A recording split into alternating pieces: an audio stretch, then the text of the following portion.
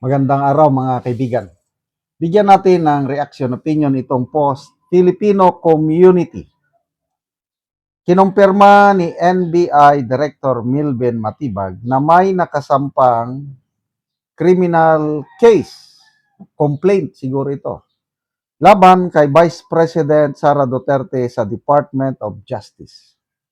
Ayon kay Matibag, hinihintay na lamang ang resolusyon ng DOJ bago ito maihain sa korte. Doon pa lamang magkakaroon ng legal na batayan para sa anumang susunod na hakbang, kabilang ang posibleng pag-aresto sa Vice Presidente. Ito po ang caption ng post ito, binabasa ko lang. Milben Matibag sabik na raw arestuhin si VP Sara Duterte sa lalong madaling panahon. Aresto ko no. Hindi nyo nga na-aresto si Bato. Vice Presidente pa kaya. O, tingnan natin ang nag-react. Ano?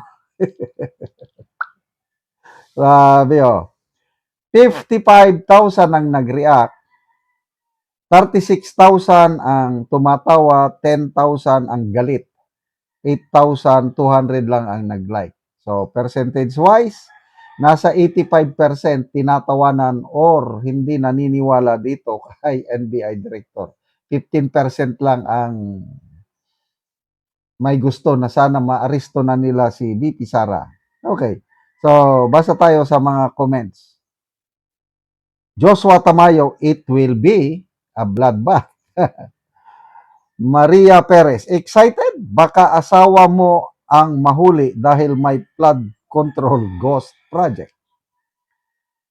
Maria Gunaw, ganyan talaga kapag dawit sa flood control ang asawa. Ay, nako. Kick Saxter, nawalan na sila ng pag-asa manalo sa Senado. Back-up script. Pasok. Raymond Hagisan, desperado talaga. Dawit kasi ang asawa sa flood control. George Chua, you have 2 years to be siga-siga pa. After that, sipa na. Michael Biraya, gigil kasi pag naupo si Sara kasama siya sa maaresto. Anilin Kalamba, si Bato nga hindi nyo kinaya, si BP Sara pa kaya. Ito, talagang napakalaking kapalpakan yung nangyari na pag-aresto nila kay Bato. Si Senator Bato, hindi niya ine-expect na may aaresto sa kanya pagpasok sa Senado. They have all the element of surprise. Kasi sa warfare, napaka-importante yung element of surprise. Yan ang isa sa mga anumang tawag namin noon. May term kami dyan eh. If you have that element of surprise, alos panalo ka na. Sinayang nila.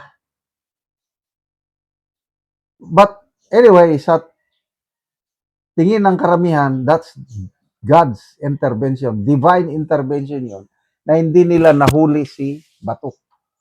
God has enabled Bato to outrun, out-wrestle, out-maneuver, out everything. Kaya ngayon, desperado na sila. Okay, ano yung sinasabing kaso o criminal? Matagal na yan eh. Yung pa yung grave threat. Nung sinabi na pag masawi ako, nag-hire na ako ng assassin para dirahan din sila. Yan lang. That was almost 2 years ago. Oh, bakit hanggang ngayon, complaint lang yun ha, i-final ng NBI, isinampa sa piskal. Grave threat lang ata yun eh. Or pwede rin inciting to sedition or rebellion.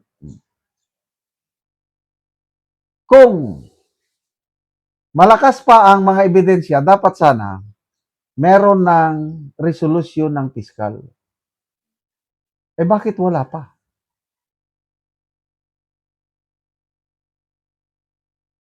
ito ngayon, dilemma ng prosecutor's office. Kung i-dismiss nila yung complaint, ito, opinion ko lang ha, kung i-dismiss ng fiscal, baka pag-initan ng administrasyon, yung fiscal. Kung i-indict naman si BP Sara, baka pag-initan din sila ng mga tao or nakikita nila future president itong si Sara Duterte. So bakit ngayon wala pang resolution? Tinanong ko yan ng yung kaibigan ng kaibigan ko na sinampa ng kaso. Nung tapos ng preliminary investigation sa fiscal, sabi ko, attorney, how long will it take nga magka-resolusyon? Sabi, dahil high profile case ito, sir, kaso ng kaibigan mo, pwedeng apurahin, pwedeng patagalin. So, ang nangyari sa kaibigan ko, dahil high profile case, wala pang isang buwan, may resolution na. Na-indict ang kaibigan ko, naiakyat sa korte ang kaso. Kaya lang, isang taon lang na trial, na-dismiss ang kaso dahil napakahina ang ebidensya nila. So ito, nakikita ko, pinapatagal ng piskal, wala siyang desisyon. Kasi high profile case. Biruin mo yan, vice presidente, i-indict mo siya ng grave threat. Kaya, sige, arestuhin nyo. Kaya nyo man kayong arestuhin. Pumanda kayo sa resback ng... Basta ulitin ko, palpak nga ang NBI pag-aresto kay Bato. How much more aarestuhin nilang BP? Ay, wala akong nakikitang ganyang mangyari. Kung i-indict man siya ng piskal, dahil grave threat lang yan, bailable offense yan. Oh, magpiyansa ng, magbayad ng piyansa. Oh, paano mo arestuhin?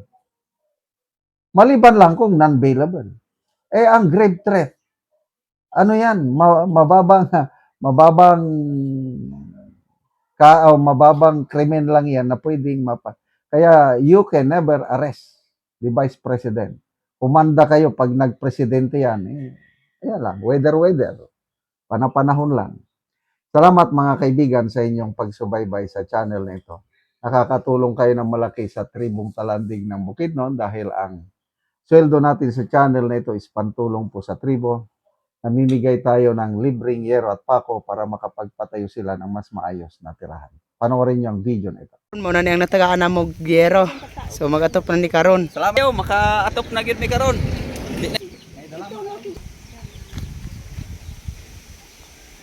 O karon mo na ni ang karaan nga balay sa natagaan na mo gyero. So mo na ni ang iyang atop nga kawayan lang. So karon nagpatindog siya og bag-ong iyang balay. Og moupod ni dayon ang iyang gitukod nga bag-ong balay. Sumo ni ang atupan karon sa hiro nga natag sa iyaha.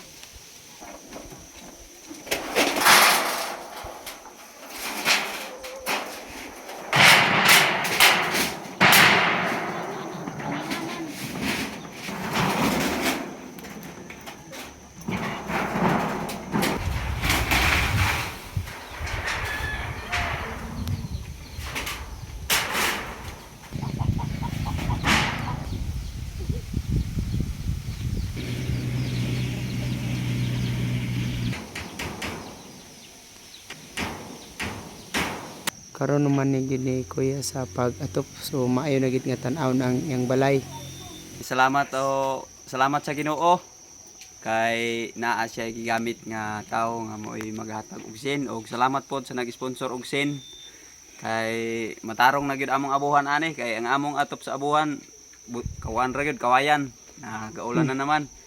Salamat gyud kaayo sa naghatag og sin. Pila na day ka tuig ya ang imong abuhan nga kawayan lang? Murag 5 na ka tuig. o 5 ga ilis-ilisan ra ba kay di ta pag-afford og sin. Oo. karon kay naa may naghatag og sin. Salamat kaayo. Oo, salamat kayo ya. Makita nato nga naa na gyud ang sin. Oo. Salamat kayo ya.